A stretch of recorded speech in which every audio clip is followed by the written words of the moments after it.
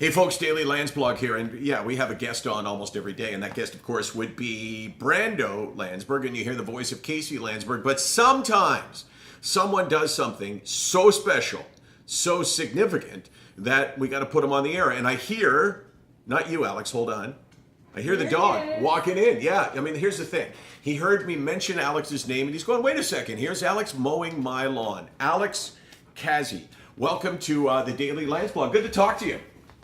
Yeah, good morning. Good afternoon, I should say. Well, it's okay. It doesn't matter where you are because your heart, wherever it is in the right place. So you, thank you for wearing the SickNotWeak hat. Tell us what you are embarking on, where your journey is going to take you, and then I'll ask you why. Well, I'm riding from Regina to Los Angeles. That's a 2,800 kilometer ride, and that's to support SickNotWeak. Well, that's 2,800s. Okay. Before we get to the whole idea of riding 2,800 kilometers, why SickNotWeak? So I met with Brent Hughes while I was doing my MBA at the Ivy Business School, and 18 months is a long time. We became really good friends, and SickNotWeak became kind of our go-to, and around the world, from Mexico to Canada to Vietnam. Wow. That's, wow. So you and I were speaking moments ago. You don't suffer from a mental health problem. This is kind of you seeing the importance of this mental health talk in terms of the world, but also in terms of somebody in your family.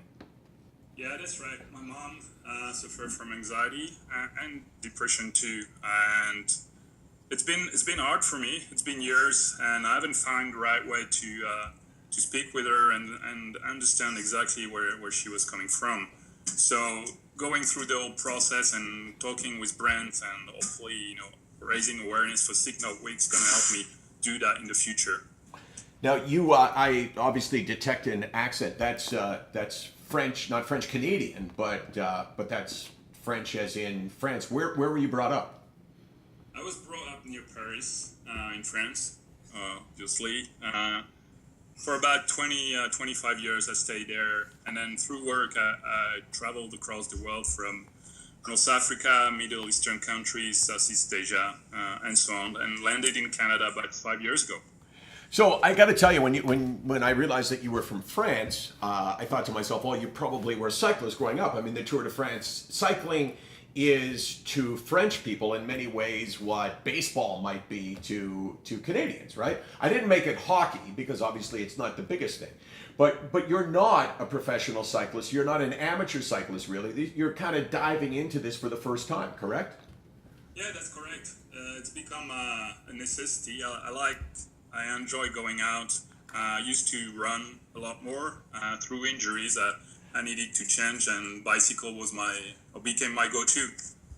Okay, so you go from, hey, I go on my bike on the weekend, we drive around a bit, to a couple thousand kilometers. I mean, that is a massive change. How long do you anticipate it will take you? And you're starting out right alone. You have nobody going with you. That's correct, no one.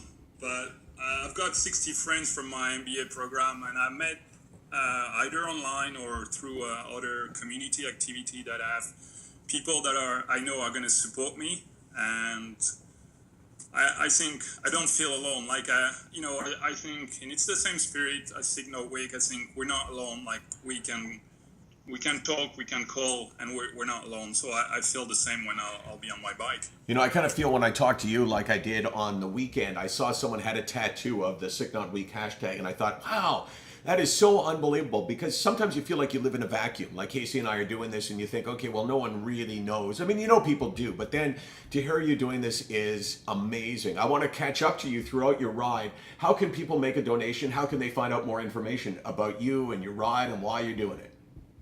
Well, there's a SickNotWeak website.